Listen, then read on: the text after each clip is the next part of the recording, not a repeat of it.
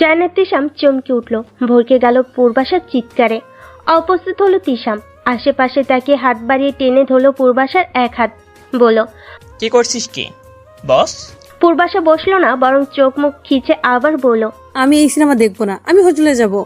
জান তাকালো পূর্বাশার পানে। মেয়েটা ভয়ে কেমন কুকড়ে গেছে। মায়া হলো তার।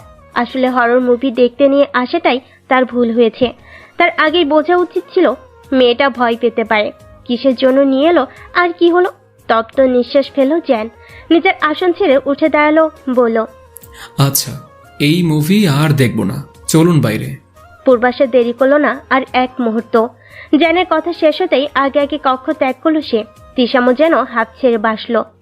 এই মুভি দেখতে তারও ভয় লাগছিল কিছুটা, শুধুমাত্র মান ইজ্জতের ভয়ে কিছু বলতে পারেনি এতক্ষণ। বোনের সম্মুখে যদি বলতো হরর মুভি দেখবো না, আমার ভয় লাগে, তাহলে বোন নিশ্চয়ই তাকে ভীতু ভাবতো। যাক, এর যাত্রায় অন্তত পূর্বাশা বাইরে বাঁচিয়ে দিল তাকে। একে একে হরর মুভির থিয়েটার থেকে বেরিয়ে এলো পূর্বাশা, তিশাম আর জ্যান। কিন্তু এখনই কি চলে যাবে তারা? এখানে এসেছে তারা ঘন্টা খানেকও হয়নি। হরর মুভি না হয় দেখতে পারবে না, ভয় লাগে, অন্য মুভিও তো রয়েছে, তাই না? এখন না হয় সেগুলোর মধ্যেই দেখা যাক একটা। জ্যান আবারও রোমান্টিক মুভিটা বাঁধলো, সিলেক্ট করলো একটু মোটিভেশনাল ধাঁচের মুভি। এতে অতিমাত্রায় রোমাঞ্চ থাকবে না, আর ভয়েরও কিছু থাকবে না, যা থাকবে শিক্ষণীয় কিছুই। পূর্বাশাকে নিয়ে আবার এক কক্ষের মধ্যে ঢুকলো জ্যান আর তিশাম। এই থিয়েটারটাও ফাঁকা বেশ, তাই সম্মুখের দিকে 3টা সিট দখল করে বসে পড়ল তারা। সম্মুখের পর্দায় শুরু হলো সিনেমা। সিনেমার প্রথমেই দেখা গেল একটা মেয়ে ভালোবাসতো একটা ছেলেকে, আর ছেলেটা তাকে খুব বাজেভাবে ঠকিয়ে অন্য নারীর সাথে সম্পর্ক স্থাপন করেছে। ফলস্বরূপ মেয়েটা ভেঙে পড়েছে ভীষণভাবে, আত্মহত্যারও চেষ্টা করেছে। তখন তার বন্ধু বান্ধবীরা এসে তার পাশে দাঁড়ায়। একজন বান্ধবী বলল, এমন সিদ্ধান্ত কেউ নেয়, একটা গেলে 3টে আসবে। অন্য একজন বান্ধবী বলল, শোন, যা হয়েছে ভালো হয়েছে। ধর, এমন ঘটনা যদি বিয়ের পর ঘটতো, তখন তুই কি করতি? না পারতি সহজে ছাড়তে, না পারতি গিলতে। তার থেকে আগে ভাগেই ওর স্বরূপ তোর সম্মুখে চলে এসেছে, তুই নিজেকে সরিয়ে নিতে পেরেছিস। তৃতীয় এক বন্ধু বলল, শোন, সঠিক মানুষকে ভালোবাসলে চেনা যায় একজনকে, আর ভুল মানুষকে ভালোবাসলে চেনা যায় পুরো জগৎকে। পুরো জগৎকে চেনার জন্য হলেও আমাদের জীবনে কিছু কিছু বেদনাদায়ক ভুলেরও প্রয়োজন আছে। তাই হয়তো আমরা কখনো কখনো ভুল মানুষকে ভালোবেসে ফেলি। তৃতীয় বন্ধুর কথার পরিপ্রেক্ষিতেই চতুর্থ এক বন্ধু উত্তর দিল, তা ঠিক, তবে আমি মনে করি কি, এই প্রেম প্রীতিতেই ভালো না। প্রেমে পড়লে কষ্ট ছাড়া আর কিছুই পাওয়া যায় না। চতুর্থ ব্যক্তির কথাই অন্তর যেন কাঁপিয়ে দিল জ্যানের। চলমান মুভির ভিতরকার কারোর কথা শোনার শক্তি পেল না সে। ফিরে তাকালো পূর্বাশার পানে। মেয়েটা গালে হাত দিয়ে বেশ মনোযোগ সহকারে দেখছে মুভিটা। জ্যানের চোখ মুখ শুকিয়ে গেল। এ কোন মোটিভেশনাল মুভি দেখাতে সে নিয়ে এসেছে পূর্বাশাকে? এ তো দেখা যাচ্ছে তাকে চিরকুমার রাখার মতো মোটিভেশনাল একটা মুভি। প্রেম শুরুর আগে প্রেম ভাঙার বুদ্ধি দিচ্ছে। না, এই মুভি আর দেখবে না, তাহলে নির্ঘাত তাকে কুমারী মরতে হবে। এবার নিজের আসন ছেড়ে উঠে দাঁড়ালো জ্যান, থতমত কণ্ঠে বলল, আর মুভি দেখব না, হোস্টেলে ফিরবো আমরা। পূর্বাশা ঘাড় ঘুরিয়ে তাকালো জ্যানের পানে, নরম কণ্ঠে বলল, মুভিটা তো ভালোই, দেখি না একটু। সাথে সাথে যেন জ্যানের হৃদয় প্রতিবাদ করে উঠল, তীব্র বেগে বলল, হ্যাঁ, আমি আপনাকে এই মুভি দেখতে দেই, আর আপনি প্রেম হওয়ার আগেই আমাকে একটা ছ্যাঁকা দিয়ে দেন। তবে এ হৃদয়ের কথা হৃদয়ে গোপন রাখলো জ্যান, মুখে আর প্রকাশ করলো না। তার রাশভারী কণ্ঠে বলল, আমার কাজ আছে, হঠাৎ মনে পড়লো, দেরি হলে হয়তো সমস্যা হবে। কি আর করার, মুভিটা সম্পূর্ণ দেখার ইচ্ছে থাকলেও সে ইচ্ছে আর পূরণ করতে পারল না সে। জ্যানের পিছু পিছু বেরিয়ে এলো হলের বাইরে। দিন করলো, রাতে দেখা মিলল। আকাশের সূর্যটা ডুবে গিয়ে দেখা মিলল সুন্দর এক চাঁদে। গোল থালার মতো এক মস্ত চাঁদ জায়গা করে নিয়েছে আকাশের মাঝে। সম্ভবত আজ পূর্ণিমার রাত। জ্যান জানালা থেকে বসে বসে দেখছিল চাঁদখানা। হঠাৎ তার মনে পড়ল পূর্বাশার কথা। আজ সারাদিনে দেখা হয়নি মেয়েটার সাথে। এর মানে এই নয় যে সারাদিনে জ্যানের মনে পড়েনি পূর্বাশাকে। অবশ্যই মনে পড়েছে, তবে ক্রাশ, প্রজেক্ট, বিভিন্ন কাজে মেয়েটার সাথে দেখা করার ফুরসত মেলেনি তার। চেয়ার ছেড়ে উঠে দাঁড়ালো জ্যান। তিশামের দিকে এগিয়ে গিয়ে দাঁড়ালো তার পাশে। ছেলেটা বিরস মুখে বইয়ের পাতা উল্টাচ্ছিল শুধু। জ্যান একবার তাকালো সেদিকে, অতঃপর আদেশের সুরে বলল, তোর বোনকে কল করে বাইরে বেরোতে বল। বইয়ের পাতা থেকে দৃষ্টি সরালো তিশাম, তাকালো জ্যানের পানে, বলল, কেন? বাইরে খেতে যাব আজ। তিশাম সরু দৃষ্টিতে তাকালো জ্যানের পানে, সন্ধিয়ান সুরে বলল, কেন? আমার বোনের সাথে এত কি তোর? কোনোদিন সিনেমা দেখতে নিয়ে যাসনি, কোনোদিন বাইরে খেতে, কাহিনী কি? তিশামের প্রশ্ন একটুও যেন টলাতে পারল না জ্যানকে। ভাবলেশীন ভাবে সে জবাব দিল, সেদিনের ব্যবহারের জন্য অনুতপ্ত তাই। কাল সিনেমা দেখিয়ে নিজের অনুতপ্ত বোধটা একটু লাঘব করতে চাইছিলাম, কিন্তু তা তো একটা সিনেমাও ভালোভাবে দেখতে পারলাম না। তাই আজ বাইরে খাইয়ে অর্থাৎ ট্রিট দিয়ে নিজের অনুতপ্ত বোধটা লাঘব করতে চাইছি একটু। শুধু কি অনুতপ্ত বোধ নাকি অন্য কিছু? জ্যানের দৃষ্টি তীক্ষ্ণ হলো। তীক্ষ্ণ কণ্ঠে সে বলল, আর কি হবে? অতিরিক্ত চিন্তা বাদ দিয়ে তোর বোনকে ফোন লাগা। তিশাম দ্রুত নিজের চেয়ার ছেড়ে উঠে দাঁড়ালো, পিঠ থেকে টি শার্ট সরিয়ে বলল, আগে পিঠটা একটু চুলকে দে, তাহলে আমি কল করব পূর্বাকে। জ্যান দাঁতে দাঁত চাপলো, রুক্ষ কণ্ঠে বলল, কল দিবি নাকি তোর নাইটি পরা ভিডিও দেবো ভাইরাল করে? তিশামের মুখটা থমথমে হলো। থমথমে কণ্ঠে সে বলল, ব্ল্যাকমেল করতে হবে না, আর দিচ্ছি আমি। কল পেয়ে নিচে নেমে এলো পূর্বাশা। আজ একটু তৈরি হয়েই এসেছে মেয়েটা, কারণ এটা সে বেশ ভালোভাবেই বুঝেছে। এই সময় এভাবে হঠাৎ জরুরি তলব মানে কোথাও যাবে তারা। পূর্বাশা বাহিরে বের হতেই জ্যান তাদের নিয়ে কলেজের পাশের এক রেস্টুরেন্টে গেল। এক টেবিলে বসলো 3 জন। জ্যানকে দেখেই যেন পাশের টেবিলের মেয়েগুলো নেচে উঠল। নিজেদের মধ্যে কিছু একটা বলতে বলতে হাসলো।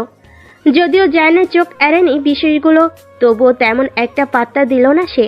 মেনু কার্ডটা হাতে নিয়ে বাড়িয়ে দিল পূর্বাশার পানে, বলল, খাবার অর্ডার করুন। পূর্বাশা ধরল না মেনু কার্ডটা, মাথা নুয়ে মিনমিনে কণ্ঠে বলল, আমি এদেশে খাবার সম্পর্কে জানি না কিছু। কোন নামের খাবারে কি থাকে তাও জানি না। অর্ডার বরং আপনিই করুন। জ্যান একবার তাকালো পূর্বাশার পানে, অতঃপর মেনু কার্ড দেখে অর্ডার করে দিল কিছু খাবার। কিঞ্চিত সময় যেতেই একজন ওয়েটার খাবারগুলো এনে রাখলো তাদের সম্মুখে। জ্যান নিজের হাতে তুলে খাবারগুলো ঠেলে দিতে শুরু করলো এক একজনের দিকে। তখনই পাশের টেবিল থেকে একটা মেয়ে উঠে এলো, দাঁড়ালো তার পাশে। কণ্ঠে কিছুটা ইতস্তত নিয়েই জ্যানকে উদ্দেশ্য করে চাইনিজ বাক্যে শুধালো। জ্যান আর চোখে তাকালো পূর্বাশার পানে। মেয়েটার এদিকে কোনো খেয়াল নেই, গোল গোল চোখে সে দেখছে খাবারগুলো। এদিকে একটা মেয়ে এসে জ্যানকে জিজ্ঞেস করছে সিঙ্গেল নাকি মিঙ্গেল, আর ওদিকে পূর্বাশা তার দিকে দেখছেই না। থমথমে হলো জ্যানের মুখমণ্ডল। গম্ভীর কণ্ঠে সে চাইনিজ বাক্যে উত্তর দিল, আমি বিবাহিত। সহসা চমকে উঠল পূর্বাশা আর তিশাম। সম্পূর্ণ চাইনিজ ভাষা আয়ত্ত না এলেও সে এখন অল্প বিস্তার জানে চাইনিজ ভাষা। এখানে এলো তো একদমও কম দিনও হলো না, তাই মেয়েটা বা জ্যানের কথোপকথন বুঝতে বেশি অসুবিধা হলো না বেশি। অবাক হলো মেয়েটা, জ্যান আবার বিয়ে করলো কবে? আর যদি বিয়েই করে থাকে তবে তার বউকে? এখানে সে যতদিন জ্যানকে দেখছে কখনো তো মনে হয়নি জ্যান বিবাহিত। আবার হতেও পারে। মনে মনে অবাক হলো পূর্বাশা, তবে মুখে প্রকাশ করলো না। মেয়েটা চলে গেল তাদের পাশ থেকে। নিজের অবাকত্ব আর ধরে রাখতে পারলো না তিশাম। অবাক কণ্ঠে সে শুধালো, তুই বিয়ে করলি কবে? এতদিন ধরে তো তোর সাথে আমরা জানলাম না কেন? জ্যান খাবারের দিকে মনোনিবেশ করলো, নির্বিকার ভঙ্গিতে বলল, বিয়ে করেনি। কিন্তু তুই তো বললি যে তুই বিবাহিত। একদিন না একদিন তো হব, সারা জীবন তো আর সিঙ্গেল থাকবো না। তাই বলে নিজের কথাটা আর সম্পূর্ণ করতে পারলো না তিশাম। তার আগেই তাকে থামিয়ে দিল জ্যান। তীক্ষ্ণ কণ্ঠে শুধালো, খাবার ঠান্ডা হয়ে যাচ্ছে, খাওয়া শুরু করো। তিশাম চুপচাপ খাবার খাওয়া শুরু করলো। খেতে খেতে তাকালো পূর্বাশার পানে, বলল, ও পূর্বা, তোকে তো একটা কথা বলাই হয়নি। পূর্বাশা নিজের খাওয়া থামালো, তাকালো তিশামের পানে, বার কয়েক পলক ঝাপটে শুধালো, কি? আসলে আমার বন্ধু জায়ান খুব লাজুক মানুষ তো, তাই ও বলতে পারছে না, ওর হয়ে আমাকে বলতে হচ্ছে আর কি। জ্যান নিজেও এবার খাওয়া থামিয়ে দিল। ভুরু কুচকে তাকালো তিশামের পানে। কেমন কথা যে লজ্জে বলতে পারছে না বলে তিশাম বলবে?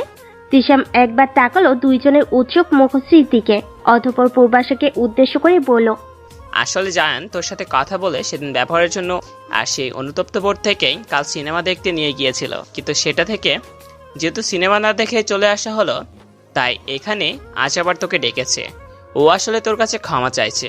পূর্বাশা অপ্রস্তুত ভঙ্গিতে হাসলো, বলল, এর আবার কিসের প্রয়োজন ছিল? আমি তো আগে ক্ষমা করে দিয়েছি ওনাকে। তিশাম আর চোখে তাকালো জায়ানের দিকে, অতঃপর বলল, তবুও তবে তোকে রোজ রোজ এই সিনেমা দেখতে নিয়ে যাওয়া বা বাইরে খাওয়ানো সব কিছুই কিন্তু ওর অনুতপ্ত বোধ থেকে। এর মধ্যে ছিটে ফোটাও কিন্তু অন্য কিছু নেই। তুই আবার অন্য কিছু ভেবে বলিস না। জায়ানের চল শক্ত হলো, দপদপ করে জ্বলে উঠলো তার মাথাটা। তিশাম ছেলেটা তো দেখা যাচ্ছে রীতিমতো তাকে একটা ওয়ালা বাস দিচ্ছে। এত কিছু সে করেছে কিসের জন্য? সে তো চাইছেই পূর্বাশা তাকে নিয়ে অন্য কিছু ভাবুক, তার কর্মকাণ্ডগুলো নিয়ে পূর্বাশার মনে প্রশ্ন জাগুক। নিজের মুখে বলতে পারছে না, তাই সে কাজে বোঝাতে চাইছে। অথচ এই ছেলে তাকে বাস দেওয়ার জন্য যেন উঠে পড়ে লেগেছে। তার এত পরিশ্রম কিসের জন্য তাহলে? মেয়েটা যদি তার কাজ নিয়ে অন্য কিছু নাই ভাবে, তাহলে নিজের পকেটে টাকা খরচ করে সিনেমা দেখাতে নিয়ে যাওয়া, আবার খেতে নিয়ে যাওয়া কি শখের জন্য নাকি? এটা তার বন্ধু নাকি শত্রু? জায়নের মুখশ্রী থমথমে হলো, কণ্ঠে গাম্ভীর্যতা এঁটে বলল, চুপ কর তুই। এত কথা কে বলতে বলছে তোকে? তিশাম খুব একটা পাত্তা দিল না জায়নের কথায়। সহজ কণ্ঠে সে বলল, আরে আমি তো তোর উপকার করছি। আমি কখনোই চাই না আমার বোন আর বন্ধুর মধ্যে কোনো ভুল। আজকালকার মেয়ে পূর্বা তোর এত কেয়ারটিং দেখে যদি আবার অন্য কিছু ভেবে বসে তখন কি হবে ভেবে দেখেছিস? তাই তো আগে ভাগে ওকে সাবধান করে দিচ্ছি আমি। কথাটুকু শেষ করেই তিশাম তাকালো পূর্বাশার পানে, বলল, কি পূর্বা, ঠিক বলেছি না আমি? পূর্বাশা মাথা নুয়ে ফেলল। বেশ অপ্রস্তুত দেখালো মেয়েটাকে। সে যে বিষয়টা নিয়ে ভাবেনি তেমন নয়। জানের হঠাৎ বদলে যাওয়া, তার সাথে এত ভালো ব্যবহার করা নিয়ে অবশ্যই প্রশ্ন জেগেছে তার মনে। তবে সে প্রশ্নকে আবার নিজের হৃদয়ে নিজেই দমন করেছে মেয়েটা, বারংবার প্রকাশ্যে আনেনি। অপ্রস্তুত ভঙ্গিতেই একটু হাসলো পূর্বাশা, বলল, আরে না, আমি ওই বিষয়ে তেমন কিছুই মনে করিনি। জান দাঁত কিরমির করে নিজের প্লেট থেকে কাটা চামচের মাথায় করে এক টুকরো মাংস মুখের মধ্যে পুরে দিল। প্রবল চাপ প্রয়োগে চিবুতে লাগলো মাংসের টুকরোগুলো, যেন নিজের ভিতরকার সমস্ত ক্রোধ এই মাংসের টুকরোটার উপর ঢালছে সে। তবে এখন এই মাংসের টুকরোটার স্থানে দাঁতের মধ্যে ফেলে ওই তিশামের মাথাটা যদি চিবোতে পারত, তাহলে যদি আরেকটু শান্তি পেত সে। তা তো আর সম্ভব নয়। না পারছে কিছু বলতে, আর না পারছে সহ্য করতে। ভালোই ফাঁসে ফেসে গেছে সে। খাওয়া দাওয়া শেষে রেস্টুরেন্ট থেকে রাস্তায় বের হলো পূর্বাশা, জায়ান আর তিশাম। হোস্টেলের উদ্দেশ্যে হাঁটা ধরলো তারা, কিন্তু হাঁটতে পারছে না পূর্বাশা। রেস্টুরেন্টের খাবার খাওয়ার পর থেকেই কেমন মাথা ঘোরাচ্ছে আর বমি বমি পাচ্ছে তার। এমন কেন হচ্ছে? তেল ঝাল খাওয়ার জন্য কি গ্যাস্ট্রিকের সমস্যা দেখা দিয়েছে? হতে পারে। নিজের স্বভাবগত কারণে নিজের সমস্যাটা আবার বলতেও পারছে না কাউকে। কেমন ইতস্তত লাগছে, তাই চুপচাপ নিজেকে সামলানোর আপ্রাণ চেষ্টা চালাচ্ছে মেয়েটা। আর একটু পথ, তারপরেই হোস্টেল। বমি হলেও সেখানে গিয়ে হোক। এই রাস্তার মধ্যভাগে বসে যেন না হয়। মনে মনে সৃষ্টিকর্তাকে ডাকতে শুরু করলো পূর্বাশা, কিন্তু শেষ রক্ষাটার হলো না বুঝি তার। হড়হড় করে বমি করে দিল রাস্তার মাঝেই। চমকে উঠল জায়ান আর তিশাম। একটু আগেও তো মেয়েটা ঠিক ছিল, হঠাৎ কি হলো এর? অস্থির হলো জায়ানের হৃদয়। অস্থির কণ্ঠে সে বলল, কি হয়েছে? শরীর খারাপ লাগছে আপনার? পূর্বাশা উত্তর দিতে পারল না কোনো। এতক্ষণ যা যা খেয়েছে সব কিছু যেন ভিতর থেকে ঠেলে বেরিয়ে আসতে চাইছে। নিজের পেট চেপে ধরে সে তার পেটে থাকা খাবারগুলো বাহিরে বের করে দিতে ব্যস্ত। জায়ান নিজের হাত বাড়ালো পূর্বাশার বাহুর দিকে, কিন্তু কি ভেবে যেন আবার ফিরিয়ে আনলো হাতটা। একবার ঢোক গেলে মেয়েটার হাতের একটা আঙ্গুল চেপে ধরল সে। তিশামের পানে তাকিয়ে বলল, একটা পানির বোতল নিয়ে আই তো তাড়াতাড়ি। তিশাম সময় ব্যয় করলো না, ব্যস্ত পায়ে ছুটল সে পানির বোতল কিনতে। পূর্বাশা কিছু সময় নিয়ে বমি করে পেটের খাবার সব উগড়ে দিয়ে যেন ক্লান্ত হলো। শরীরটা যদিও দুর্বল লাগছে এখনো। এর মধ্যে তিশামও পানির বোতল নিয়ে উপস্থিত হলো। সে পানির বোতলটা পূর্বাশার পানে এগিয়ে দেওয়ার আগেই অস্থির ভঙ্গিতে তিশামের হাত থেকে পানির বোতলটা কেড়ে নিল জায়ান। বোতলের ছিপিটা খুলে বাড়িয়ে দিল পূর্বাশার পানে। মেয়েটা হাত বাড়িয়ে পানি নিল, কয়েকবার গড়গড়া করে কুলকুচি করে খেয়ে নিল পানি। জায়ান ব্যস্ত কণ্ঠে শুধালো, ঠিক আছেন আপনি? চলুন ডাক্তারের কাছে নিয়ে যাই আপনাকে। পূর্বাশা হাত উঠিয়ে থামিয়ে দিল জ্যানকে, বলল, আমি ঠিক আছি, ডক্টরের কাছে যেতে হবে না। কিন্তু জ্যানকে কথাটা সম্পূর্ণ করতে দিল না পূর্বাশা। তাকে থামিয়ে দিয়ে সে প্রশ্ন করলো, রেস্টুরেন্টে যে মাংসটা অর্ডার করেছিলেন ওইটা কিসের মাংস ছিল? কেন, হাঁসের মাংস? ও, আমি হাঁসের মাংস খেতে পারি না। হাঁসের মাংস খেলে মাথা ঘুরিয়ে বমি পাই, তাই এমন হয়েছে। চিন্তার কোনো কারণ নেই, আর ডক্টরের কাছে যেতে হবে না, এমনিতে ঠিক হয়ে যাব আমি। জ্যান হতাশ হলো। কাল থেকে সে যাই ভালো করতে যাচ্ছে তারই বিপরীত কিছু ঘটছে। এ কেমন কথা? ইন্টারনেট ঘেটে অনেক কষ্টে সে জেনেছিল বাঙালিরা নাকি শীতকালে হাঁসের মাংস খেতে পছন্দ করে। তাই অনেক খুঁজে কাছে পিঠে হাঁসের মাংস ভালো রান্না করে এমন রেস্টুরেন্টেই গিয়েছিল। এখন কিনা পরিস্থিতি তার বিপরীতে চলে গেল। এই মেয়েটা হাঁসের মাংস খেতেই পারে না। সে করতে গেল ভালো, আর হলো খারাপ। গতকালকেও এমনই হয়েছে। সে যাই করতে যাক না কেন তাই খারাপ হচ্ছে। সময় গড়ালো একটু। পূর্বাশাকে হোস্টেলে পৌঁছে দিয়ে নিজেদের হোস্টেলে ফিরল জ্যান আর তিশাম। হোস্টেলে নিজেদের জন্য বরাদ্দকৃত কক্ষে ঢুকেই শীত পোশাক খুলে ফেলল তারা। হোস্টেলের প্রতিটি কক্ষে হিটার লাগানো থাকায় রুমের মধ্যে শীত পোশাক পরতে হয় না তাদের। জ্যান একটু এগিয়ে দাঁড়ালো তাদের কক্ষের বারান্দার কাছাকাছি দরজাটার সম্মুখে। অতঃপর তিশামের পানে তাকিয়ে তাকিয়ে ডেকে বলল, শোন ত্রিশাম। শীত বস্ত্রটা খুলে পাশে রেখে সে ফিরে তাকালো জ্যানের পানে, বলল, এখানে আয়, দেখে যা, একটা জিনিস আছে। তিশাম উৎসুক হলো। জ্যান তাকে কি দেখাতে চাইছে? নাচতে নাচতে দেখতে গেল তা। বোকা ছেলেটা বুঝলো না জ্যানের পরিকল্পনা। তিশাম দরজার কাছটাই পৌঁছে বলল, কই, কি দেখতে চাই?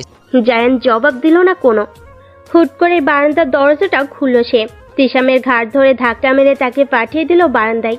কিছু বুঝে ওঠার আগেই দরজাটা বন্ধ করে দিল জ্যান। দাঁতে দাঁত চেপে পড়ল। এটা তোর অতিরিক্ত বোঝার শাস্তি। তিশাম যেন আটকে উঠল। এই সময় চীনে যা ঠান্ডা পড়ে, যে কোনো সময় তুষারপাতের উৎপাতও শুরু হতে পারে। সেখানে কিনা বিনা শীতবস্ত্রে তাকে বারান্দায় দাঁড় করিয়ে রাখা হবে। এই ঠান্ডায় মরে ভূত হয়ে যেতে তার সময় লাগবে না খুব বেশি। এখনই তো ঠান্ডায় জমে যাওয়ার মতো অবস্থা তার। দরজায় করাঘাত করা শুরু করলো তিশাম। গলা উঁচিয়ে বলল, দরজাটা খোল ভাই, শীতে জমে যাচ্ছে আমি।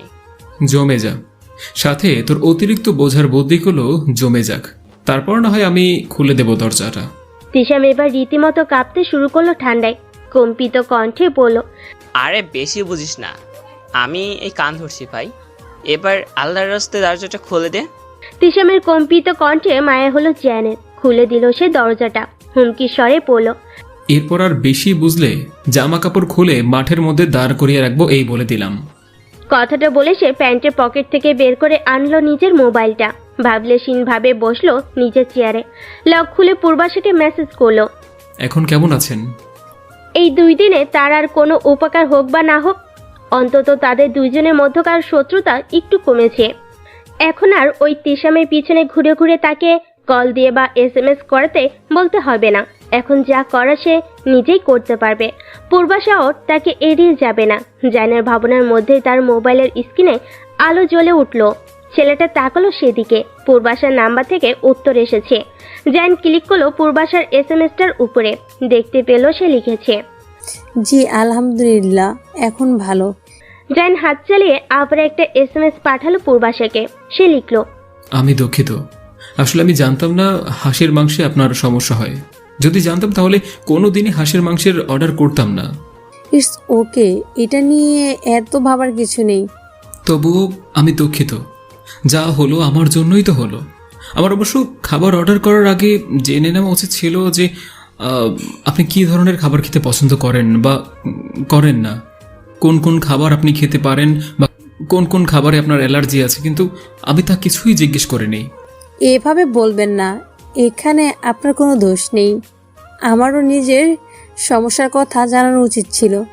পূর্বাশার পাঠানো শেষ বার্তাটা থেকে হাসলো জ্যান। তৎক্ষণাৎ নিজের বুদ্ধিকে কাজে লাগালো সে। ব্যস্ত হাতে বলল, তবুও ভুলটা আমারই বেশি। যাক, এই ভুলের প্রায়শ্চিত্ত করতে আর একদিন হয় আমি আমার তরফ থেকে ট্রিট দেবো আপনাকে। না না, তার দরকার নেই। প্লিজ, নয়তো আমার ভেতরে একটা অনুতপ্ত বোধ কাজ করবে। এমনিতেও তো কম খারাপ ব্যবহার করিনি আমি আপনার সাথে। পূর্বাশা চিন্তায় পড়ে গেল তার কি করা উচিত এখন। যাক, একটা দিনেরই ব্যাপার তো। ছেলেটা যেহেতু এত করে বলছে, পূর্বাশা মেনে নিল জায়ানের কথা। হাত চালিয়ে বাচ্চা লিখলো। ঠিক আছে। জায়ান বিস্তার হাসলো, সময় ব্যয় না করে লিখলো। কালই চলুন তাহলে, কাল কলেজও বন্ধ রয়েছে। পূর্বাশা সময় নিল একটু, অতঃপর বলল। আচ্ছা। জায়ান ঠোঁট প্রসারিত করলো। পূর্বাশাকে শুভরাত্রি জানিয়ে সম্মুখে তাকাতে ভরকে গেল যেন সে। তিশামার চ্যাং শকুনের ন্যায় তীক্ষ্ণ দৃষ্টিতে তাকিয়ে রয়েছে তারই পানে। জায়ান ভুরু কুচকালো, থতমত খেয়ে গেল চ্যাং আর তিশামও। দুইজনই নজর সরিয়ে ফেলো। তিশাম নিজের শরীরে কম্বল জড়াতে জড়াতে বলল। আমি একটু বেশি বুঝি। চ্যাংও নিজের নজর ঘুরিয়ে নিল, আমতা আমতা করে বলল। আমি কিছু দেখিনি। তুই যে মোবাইলের দিকে তাকিয়ে রহস্যজনকভাবে মিটমিটি হাসছিলি, বিশ্বাস কর আমি দেখিনি। চারিদিকে এখনো আবছে অন্ধকার বিদ্যমান। সকালের সময়টাও বেশ গড়ালো, কুয়াশার দাপটে এখনো সূর্যটা আকাশে দৃশ্যমান নয়। চারিদিকে একটা হিমহিম ভাব। যার খুব সকালেই ঘুম থেকে উঠেছে আজ, ফ্রেশ হয়ে বসেছে জামা কাপড় নির্বাচনের যুদ্ধে। প্রথমবার আজ সে পূর্বাশার সাথে ঘুরতে যাচ্ছে। এভাবে সাধারণভাবে চলে যাবে নাকি? মেয়েটার চোখ ধাঁধিয়ে দিতে হবে না? ছোটখাটো দেহি মেয়েটার সম্মুখে নিজেকে উজ্জ্বল সুদর্শন রূপে প্রদর্শন করতে হবে তো, যাতে মেয়েটা দেখেই কাবু হয়ে যায় তার প্রতি। ভিতরে ভিতরে জান বেশ উত্তেজিত হলো। মুখা অবয় তার খুব সাধারণ, প্রতিদিনের ন্যায় গম্ভীর মেজাজি। বেশ অনেকক্ষণ সময় নিয়ে জান তার সকল শার্টের মধ্যভাগ থেকে হালকা আকাশি রঙা একটা শার্ট নির্বাচন করলো। নিজের শক্তপোক্ত দেহে আটসাট বেঁধে থাকা ধূসর রঙা টি শার্টটা খুলে ফেললো এক টানে। ফর্সার নগ্ন দেহটা দৃশ্যমান হলো মুহূর্তেই। শার্টটা হাতে নিয়ে নগ্ন দেহটা টেনে দাঁড়ালো সে আয়নার সম্মুখে। মেয়েধীন কোমরের দিকটায় ভাঁজ পড়েছে দুই একটা, যা নিজেকে দেখে নিল একবার। অতঃপর নগ্ন ফর্সা দেহটাকে ঢেকে নিল হালকা আকাশি রঙা শার্টের আবরণে। পারফিউম হাতে নিয়ে কড়া করে গায়ে মাখলো তা, চুলগুলো ভালোভাবে তৈরি করে আবার একবার নিজেকে দেখে নিল আয়নায়। অতঃপর নিজের ছোট বিছানার উপরে রাখা মোটা শীত বস্ত্রটা তুলে জড়ালো শরীরে। একটা ছোটখাটো কানটুপি চড়িয়ে দিল মাথায়। তিশামার চ্যাং এবার অবাক না হয়ে পারল না। এতক্ষণ শরীরে চাদর জড়িয়ে দুজন বসে বসে দেখছিল জ্যানের কার্যকলাপ। যদিও টাটু কোনো শব্দ করেনি তারা, কিন্তু শেষেটা কি হলো? এত মোটা শীতবস্ত্র যখন শরীরে জড়াবে, তাহলে এত খুঁজে সুন্দর শার্টটা পরার কি দরকার ছিল? আর মাথায় যখন টুপি জড়াবে, তাহলে এত কষ্ট করে চুল তৈরি করার মানে কি হলো? হাতে পায়ে আবারও মোজাও পড়েছে, পুরো প্যাকেট হয়ে তৈরি হচ্ছে যেন।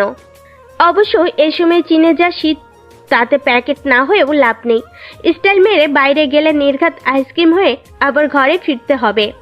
কিন্তু সে কথা আমরা যখন জানি, তাহলে প্রথমে এত সাজগোজে মানে কি? বোধগম্য হলো না তিশামার চ্যাংয়ের। কিছুটা সময় নিয়ে একদম ফিটফাট হয়ে নিজের হোস্টেল থেকে বেরিয়ে গেল জান। দাঁড়ালো পূর্বাশার হোস্টেলের সম্মুখে। পকেট থেকে মোবাইল বের করে কল লাগালো পূর্বাশাকে। মিনিট 5 অতিবাহিত হতেই নিজের হোস্টেল থেকে বেরিয়ে এলো পূর্বাশা। পুরো প্যাকেট যেন মেয়েটা, সারা শরীর শীত বস্ত্র, টুপি, হাত মোজা, পা মোজা দিয়ে ঢাকা, শুধু মুখটুকুই তার বাইরে দৃশ্যমান। গুটি গুটি পায়ে মেয়েটা এসে দাঁড়ালো জ্যানের সম্মুখে। আশেপাশে উকিচুকি মেরে পড়ল। তিশামায়া কোথায়? সে যাবে না? জ্যানের কণ্ঠ গম্ভীর শোনালো, গাম্ভীর্যপূর্ণ কণ্ঠে বলল।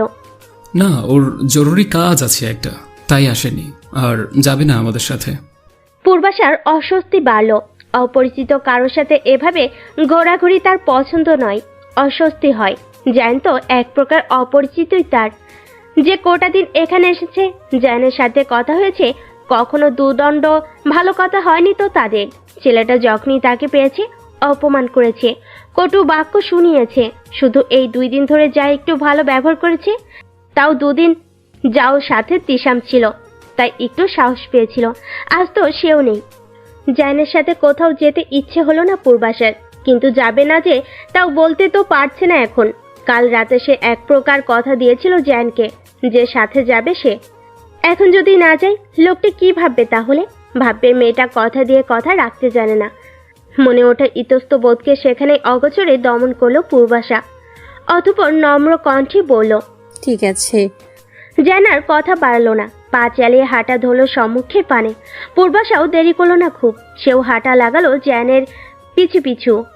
কিছুক্ষণ সময় অতিবাহিত হয়েতেই জ্যান আর পূর্বাশা এসে পৌঁছালো একটা পার্কের সম্মুখে। সম্ভবত অ্যামিউজমেন্ট পার্ক এটা। অবশ্য এসব দিক থেকে এই শহরটা বেশ ভালো। শহরের মতোই আশেপাশে অ্যামিউজমেন্ট পার্ক, একাকী সময় কাটানোর স্থান। মন খারাপ থাকলে নিজের মতো করে সময় কাটানোর মতো স্থান পাওয়া যায় খুব সহজে, যা বাংলাদেশে খুব একটা দেখা যায় না। এখানে অলিতে গলিতে হোটেল, রেস্টুরেন্ট, ছোট ছোট লাল নীল আলো সজ্জিত কক্ষ পাওয়া যায়, যেখানে বন্ধু বান্ধবদের নিয়ে গিয়ে অনায়াসে নেচে কুদে সময় কাটানো, পার্টি করা যায়। আবার মন খারাপ থাকলে একা একা গিয়েও বসে থাকা যায়। পূর্বাশা গোল গোল চোখে বাইরে থেকেই তাকালো অ্যামিউজমেন্ট পার্কের ভিতরের দিকটায়। শিশু পার্ক ছাড়া অন্য কিছু মনে হলো না তার। সে কবে বাবার হাত ধরে একবার শিশু পার্কে গিয়েছিল সে। তখন তার বয়স হবে কত, 11 কিংবা 12। খুব মজা করেছিল সে। সেই দিনটা তার জীবনে হাতে গোনা কয়েকটা ভালো দিনের মধ্যে একটা। কিন্তু সেদিন বাড়িতে পৌঁছাতেই সে দেখা পেয়েছিল বড় ফুপুর। মুখ বাঁকিয়ে বলেছিল, এত বড় ঢিঙ্গি মেকে নিয়ে আবার গিয়েছিল শিশু পার্কে, ঢং যত্ত তোদের। সেদিন তার ফুপুর কথাগুলো বেশ প্রভাব ফেলেছিল পূর্বাশার ছোট্ট মনে। তারপর কখনো মুখ ফুটে বাবাকে বলেনি কোথাও নিয়ে যাওয়ার জন্য। তার বাবা অবশ্য নিয়ে যেতে চেয়েছিল তাকে, কিন্তু সে যায়নি। একে তো নিজের আপনজনদের তিরস্কার, তার উপর কোথাও গেলে আশেপাশের মানুষগুলো কেমন একটা দৃষ্টিতে তাকাতো তার পানে। হয়তো সে কুৎসিত, তাই মানুষের ওই দৃষ্টিটা বড্ড বেদনা দিত তাকে। তাই কোথাও যাওয়া কিংবা মানুষের মধ্যে যাওয়াটা বন্ধ করে দিয়েছিল সে। চীনে এসে এখন যাই একটু একটু করে নিজের খোলস ছেড়ে বেরিয়ে আসতে শুরু করেছে। মেয়েটা নিজের মতো করে বাঁচতে শিখেছে প্রতিনিয়ত। তপ্ত নিঃশ্বাস ফেল পূর্বাশা। তার পাশে এসে দাঁড়ালো জ্যান। হাতে তার দুটো টিকিট দুটো ঝাঁকড়াতে ঝাঁকড়াতে বলল, চলুন ভেতরে চলুন। পূর্বাশা অবাক হলো। এই শিশু পার্কের ভিতরে যাবে নাকি? তার কি এখনো শিশু নাকি? অবাক কণ্ঠে সে শুধালো, আমরা এর ভিতরে যাব? হ্যাঁ চলুন, দেখবেন আনন্দ পাবেন খুব। জ্যানের সোজা সাপটা জবাব। পূর্বাশা আর প্রশ্ন করলো না বেশি। ভিতরে গিয়েই দেখা যাক না ভিতরটা কেমন। বাইরে থেকে তো আর ভিতরটা বোঝা যায় না অতটা। পূর্বাশা ভিতর এলো। অবাক দৃষ্টিতে নজর ঘুরালো চারিদিকে। দেখলো বড় বড় মেয়ে ছেলেরাও কেমন বাচ্চাদের মতো ঘুরন্ত ঘোড়ায় পিঠে উঠছে, কেউ কেউ আবার দোলনায় চড়ছে। পূর্বাশা ঘাড় বাঁকিয়ে তাকালো সম্মুখের দিকে। দেখলো কেমন উঁচু নুচু ঢেউ খেলানো ট্রেন লাইন, তা থেকে আবার ছোটখাটো একটা ট্রেনও চলছে এঁকে বেঁকে। যেন হাত উঠেই ইশারা করলো ট্রেনটার পানি, বলল। পূর্বাশার ভয় হলো। কেমন উঁচু নিচু এঁকে বেঁকে রয়েছে ট্রেন লাইনটা। ওই নিচু থেকে উপরে ওঠার সময় যদি পড়ে যায় সে, তখন কি হবে? সোজা আসমানে উঠে যেতে হবে। পূর্বাশা সরল কণ্ঠে জবাব দিল, না। উঠুন না, ভালো লাগবে। পূর্বাশা কণ্ঠ নিচু করলো, মিনমিনে কণ্ঠে বলল। না, আমার ভয় লাগে। জায়নার জোর করলো না। এমনি সে যা করতে যায় তার উল্টো হয়। তার থেকে মেয়েটা যখন উঠতে চাইছে না, তাই মেনে নেওয়া উচিত তার। জায়ন আশেপাশে তাকালো, অতঃপর বলল, চলুন তাহলে আমরা অন্য রাইডে উঠি। কথাটা বলে অন্যদিকে পা বাড়ালো জ্যান। পূর্বাশা তার পিছু পিছু যেতে গিয়েও থেমে গেল। ফিরে তাকালো আবার ট্রেনটার পানে। ট্রেনে বসে সকল যাত্রীরা কেমন চিৎকার করছে, আবার হাসছে। নিশ্চয় যারা উপভোগ করছে ভীষণ। পূর্বাশার মনের ভিতরকার ভয় সরে গিয়ে ওই ট্রেনটার ওঠার স্বাদ জাগলো ভীষণ। ভালোভাবে তাকিয়ে দেখলো সবাইকে। বেল্ট দ্বারা বেঁধে রাখা হয়েছে সবাইকে। কেউ তো নিচু থেকে উপরে উঠতে গিয়ে বা উঁচু থেকে নিচে নামতে গিয়ে পড়ছে না। এর মানে সেও পড়বে না। নিজের ভিতরকার ভয় দমন করলো পূর্বাশা। গলা উঁচিয়ে ডাক পড়লো জায়নকে, বলল, শুনুন। জায়ন থমকে দাঁড়ালো, বলল, বলুন। পূর্বাশা আঙ্গুল তুলে দেখলো ট্রেনটা। মিনমিনিয়ে গলায় বলল, এটাই উঠবো। ভুরু কুচকালো জায়ন, বলল, একটু আগে না বললেন যে এটাই উঠতে ভয় লাগে আপনার? দৃষ্টি নত করলো পূর্বাশা, নরম কণ্ঠে বলল, এখন উঠতে ইচ্ছে করছে। জায়ন আর দ্বিরুক্তি করলো না। পূর্বাশাকে নিয়ে গেল সে ট্রেনের কাছে। পাশাপাশি বসলো দুজন। নিজের বেলটা নিয়ে নিজের শরীরে বেঁধে নিল জায়ন। পাশ ফিরে দেখলো পূর্বাশা এখনো বেলটা নিয়ে টানা হেঁচড়া করছে, বাঁধতে পারছে না কিছুতেই। তপ্ত নিঃশ্বাস ফেললো জায়ন, বলল, আমি সাহায্য করতে পারি?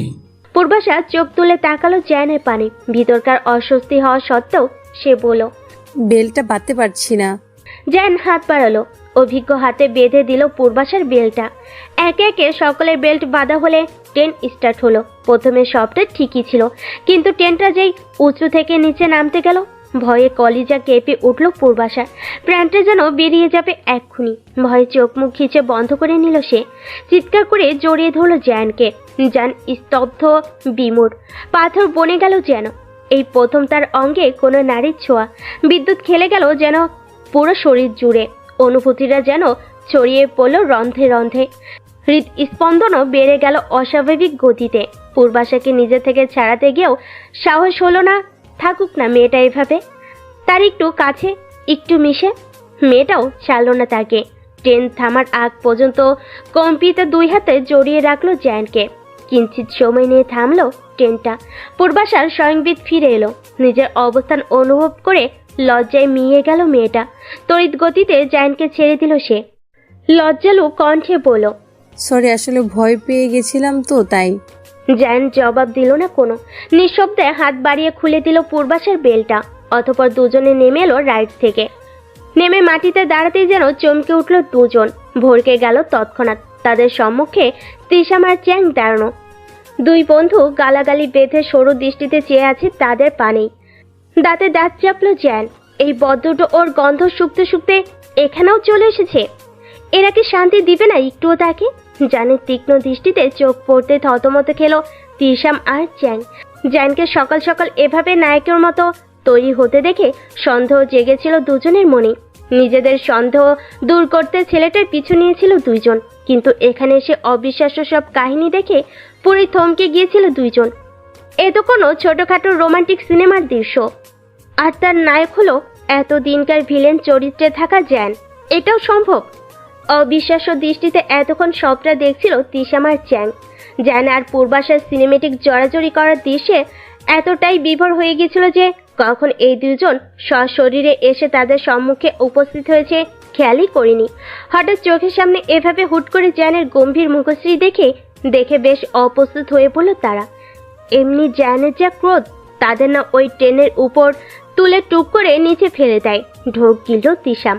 আমতা আমতা করে বলল, বিশ্বাস কর ভাই, আমি একটুও বেশি বুঝি। চ্যাংও অপ্রস্তুত, মিয়ে যাওয়া কণ্ঠে সে বলল, আমিও কিছু দেখিনি। এই যে তুই সকাল সকাল নায়কের মতো সেজে গুজে অ্যামুজমেন্ট পার্কে এসে একটা মেয়ের সাথে জড়াজড়ি করে ট্রেন রাইড উপভোগ করছিলি। বিশ্বাস কর ভাই, আমি কিছুই দেখিনি। চ্যাংয়ের কথাগুলো শুনে বেশ অপ্রস্তুত হয়ে পড়ল পূর্বাশা। সে যে একটু আগে ভয় পেয়ে জ্যানকে জড়িয়ে ধরেছিল তাও দেখে নিয়েছে এরা। ইস, কি লজ্জাজনক পরিস্থিতি। লাজে মাথা নুয়ে ফেল মেয়েটা। আর চোখে একবার তাকিয়ে দেখলো জ্যানের মুখশ্রী বরাবরের মতোই গম্ভীর। লজ্জার লেশটুকু নেই।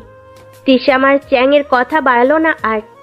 গলা ছেড়ে দুজন হাঁটা দিল দুই দিকে। পূর্বাশা মাথা তুলল, তড়িঘড়ি করে ডাক দিল, বলল, তিশাম ভাই, চ্যাং ভাই। এই ডাক্তারই যেন অপেক্ষা করছিল তিশাম আর চ্যাং। পূর্বাশার মুখ খুলে ডাকতে দেরি তো দৌড়ে গিয়ে পূর্বাশার সম্মুখে দাঁড়াতে দেরি নেই। পূর্বাশার সম্মুখে দাঁড়িয়েই তিশাম বলল, কি বলবে বল? আমতামতো করলো পূর্বাশা। অতঃপর বলল, আপনার নাকি জরুরি কাজ ছিল, তাই আসতে পারবেন না নাকি?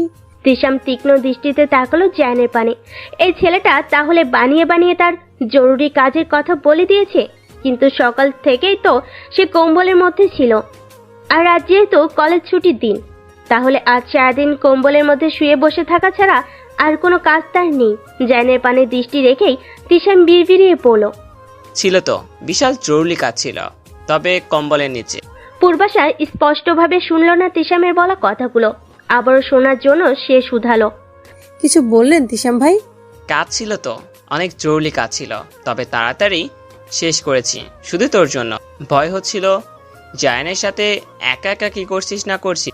এমনি ও যা রাগি, পরে যদি তোকে মেরে গুম করে তখন ফুপা ফুপুকে কি জবাব দিতাম আমি? কথাটা বলে তিশাম তাকালো জ্যানের পানে। স্ফুলিঙ্গের নাই আগুন ঝরছে যেন তার অক্ষিক পোটর থেকে। মনে হচ্ছে এখনই যেন জ্বালিয়ে পুড়িয়ে ভস্ম করে দিবে তিশামকে। ফাঁকা ঢোক গিল বেচারা। জোরপূর্বক ঠোঁট টেনে হেসে বলল, মজা করছিলাম আর কি। জায়ান বড্ড ভালো ছেলে, এমন কিছু সে করতে পারে না, একদমই না, কোনো মতেই না। তিশাম আর চ্যাং থেকে গেছে জ্যান আর পূর্বাশার সাথে। ঘুরে ঘুরে তারা সকলে দেখছে অ্যামিউজমেন্ট পার্কটা। তবে আর কোনো রাইডে ওঠা হলো না তাদের। মূলত পূর্বাশায় উঠতে চায়নি। প্রথম রাইডে উঠেই যে নাজেহাল আর লজ্জাজনক পরিস্থিতি শিকার হয়েছে সে। আবার কোন রাইডে উঠলে আবার কি না কি ঘটবে, তার থেকে না ওঠাই ভালো। যেন পূর্বাশার তিশামার চ্যাং এর সাথেই হাঁটছে আর মনে মনে তিশামার চ্যাংয়ের পিণ্ডে চটকাচ্ছে। পূর্বাশা থাকাই না পারছে কিছু বলতে আর না পারছে সহ্য করতে। এখানে আজ যদি পূর্বাশা না থাকতো তাহলে এদের দফারফা করে সে ক্লান্ত হতো। সকাল সকাল এত সেজেগুজে এলো পূর্বাশার সাথে একে একটু সময় কাটাবে বলে, আর এই বদমাইশ দুটো কিনা তার সকল আশে জল ঢেলে দিল। পার্কের মধ্যে হাঁটতে হাঁটতে তিশাম বলে উঠল। ভাই ক্ষুধা পেয়েছে। স্যাংও সার জানালো তিশামের সাথে, বলল, ভাই আমারও ক্ষুধা পেয়েছে। কথাটুকু বলে চ্যাং ঘাড় বাঁকিয়ে তাকালো পূর্বাশার পানে, বলল। পূর্বাশার নিশ্চয়ই ক্ষুধা পেয়েছে, তাই না? পূর্বাশা উত্তর দিল না কোনো, শুধু একবার আর চোখে তাকালো জ্যানের পানে। তারও তো ক্ষুধা লেগেছে সেই প্রথম রাইডে চড়েই। ভয়ে মনে হচ্ছিল পেটের সব খাবার হজম হয়ে গেছে। তপ্ত নিঃশ্বাস ফেল জ্যান। পূর্বাশার মুখ দেখে সে বুঝে নিয়েছে মেয়েটার ক্ষুধা পেয়েছে। আর এই দুটো, এরা তো এসেছে খেতে আর তার পকেট ফাঁকা করতে। জ্যান তাকালো সকলের পানে, বলল, চল। তিশাম আর চ্যাং হই হই করে ছুটল তার পিছনে। কিন্তু এ কি, জ্যান তাদের রেস্টুরেন্টে না নিয়ে গিয়ে এসেছে রাস্তার ধারে, হাত উঠিয়ে আবার একটা ট্যাক্সিও ডাকছে। তবে কি তাদের না খাইয়ে ট্যাক্সি করে হোস্টেলে পাঠিয়ে দেওয়ার মতলব আছে? তিশাম আর চ্যাং চোখ বড় বড় করে তাকালো জ্যানের পানে। চ্যাং বলল, চ্যাং, তুই কি আমাদের হোস্টেলে পাঠিয়ে দেওয়ার পরিকল্পনা করছিস? তা কেন হবে, আমরা তো রেস্টুরেন্টে যাচ্ছি। তিশাম সন্দেহ প্রকাশ করলো জ্যানের কথায়। সরু দৃষ্টিতে সে তাকালো জ্যানের পানে, সন্ধিয়ান কণ্ঠে শুধালো, খাওয়াবোই যখন তখন এই ছোটখাটো রেস্টুরেন্টে খাওয়াবো কেন, বড় কোন রেস্টুরেন্টেই খাওয়াবো। তিশাম আর চ্যাংয়ের সন্দেহ তবুও দূর হলো না। এই ছেলেকে বিশ্বাস করা যায় না একদম। এই পেটার মস্তিষ্ক ভর্তি সব ক্রোধ আর শয়তানি। এখন সন্দেহ করেও তো উপায় নেই, যেতে তো হবেই ওই জ্যানের সাথে। তাছাড়া আর উপায় কি? নিজেদের সন্দেহ নিজেদের মধ্যে চেপে রেখেই ট্যাক্সিতে উঠে বসলো তিশাম আর চ্যাং। দেখা যাক এখন কি হয়। কিছুক্ষণ বাদেই চ্যানদের ট্যাক্সিটা এসে থামলো একটা বড় সুসজ্জিত রেস্টুরেন্টের সম্মুখে। ট্যাক্সি থেকে নেমে দাঁড়ালো সবাই। চ্যাং আর তিশাম অবাক দৃষ্টিতে তাকলো রেস্টুরেন্টের দিকে। সত্যি জান তাদের এত বড় একটা রেস্টুরেন্টে খেতে নিয়ে আসছে, অবিশ্বাস্য। তিশাম আর চ্যাংয়ের অবাকত্বর মাঝেই তাদের তাড়া দিল জ্যান, বলল, এইখানে দাঁড়িয়ে দাঁড়িয়ে হা করে রেস্টুরেন্ট গিলবি নাকি ভিতরে গিয়ে কিছু খাবারও গিলবি? হ্যাঁ। তিশাম আর চ্যাং খুশিতে গদগদ হয়ে উঠল। নাচতে নাচতে ঢুকলো রেস্টুরেন্টের ভিতরে। ভিতরের দিকটা দেখে যেন আরো অবাক হলো। চারপাশটা কি সুন্দর পরিষ্কার পরিচ্ছন্ন, সুসজ্জিত। টেবিলগুলোও সব হাই কোয়ালিটির। এমন একটা রেস্টুরেন্টে জ্যান তাদের নিয়ে আসবে ভাবতেই পারেনি কখনো। অবাক দৃষ্টিতে চারপাশ অবলোকন করতে করতে একটা টেবিল দখল করে বসলো চারজন। জ্যান মেনু কার্ডটা ধরে বাড়িয়ে দিল তিশাম আর চ্যাংয়ের পানে। সহজ কণ্ঠে বলল, তোদের যা যা খেতে ইচ্ছে হয় অর্ডার কর। তিশাম আর চ্যাং অবাক হলো। এত ভালো ব্যবহার, তাও কিনা জ্যান তাদের সাথে করছে। আবার মেনু কার্ড তাদের দিকে বাড়িয়ে দিয়ে তাদের নিজেদের পছন্দ মতো খাবার অর্ডার করতে বলছে। ব্যাপারটা ঠিক হজম হচ্ছে না। এ কি সত্যি নাকি কোনো স্বপ্ন? তিশাম অবাক কণ্ঠেই বলল, এটা কি নাকি কারোর সাথে পাল্টে গিয়ে? জ্যানের মুখশ্রী থমথমে হলো। থমথমে কণ্ঠে সে বলল, ঠিক আছে, তোদের অর্ডার দিতে হবে না, মেনু কার্ডটা আমাকে দে, আমি দিচ্ছি। চ্যাং দ্রুত মেনু কার্ডটা সরিয়ে নিল। মেনু কার্ড দেখে বেশ ভেবে চিনতে তিশাম অর্ডার দিল, বার্গার 4টা, পিৎজা 4টা, পাস্তা 4 প্লেট, হয় রে। তিশামের বলা শেষ হলেই চ্যাং বলল। জ্যান তীক্ষ্ণ দৃষ্টিতে তাকালো তিশাম আর চ্যাংয়ের পানে, গম্ভীর কণ্ঠে শুধালো। তিশামের উত্তরে কপালে ভাঁজ পড়ল জ্যানের। ফিরে তাকালো পূর্বাশার পানে, বলল, আপনারও কি আপাতত এটুকুই হবে নাকি আরো কিছু লাগবে? জায়ানের কথায় সংবিত ফিরল পূর্বাশার। সে তো এতক্ষণ তিশাম আর চ্যাংয়ের অর্ডার শুনেই হা হয়ে গিয়েছিল। এরা কি আজ রেস্টুরেন্ট শুদ্ধ সব খেতে এসেছে কিনা বোধগম্য হলো না তার। জায়ানের প্রশ্নে মাথা নুয়ে ফেল মেয়েটা। নরম কণ্ঠে বলল। কিছুটা সময় অতিবাহিত হতেই 2-3 জন ওয়েটার তাদের খাবার অর্ডার করা খাবারগুলো নিয়ে এলো। টেবিল ভর্তি করে সব খাবারগুলো সাজিয়ে দিল। চকচক করে উঠল তিশাম আর চ্যাংয়ের মুখশ্রী। খাবারগুলোর দিকে হামলে পড়লো যেন আর জীবনে খাবার দেখেনি তারা। জ্যান তীক্ষ্ণ দৃষ্টিতে একবার পর্যবেক্ষণ করলো তিশাম আর চ্যাংকে, অতঃপর নিজেও খাওয়া শুরু করলো। অল্প স্বল্প খেলো জ্যান আর পূর্বাশা। এতেই পেট ভরে গেছে তাদের। অথচ তিশামের খাওয়া শেষ হয়নি এখনো, সমান তালে খাচ্ছে তারা। জ্যান টেবিল ছেড়ে উঠে দাঁড়ালো, বলল, তোরা খা তাহলে, আমি একটু আশপাশটা ঘুরে দেখি। তিশাম খেতে খেতেই উত্তর দিল। আচ্ছা। জ্যান টেবিল ছেড়ে বাইরে বেরোতে বেরোতে পূর্বাশাকে উদ্দেশ্য করে বলল। পূর্বাশা আর না করলো না, উঠে দাঁড়ালো সে, বাইরের দিকে চলে গেল জ্যানের সাথে।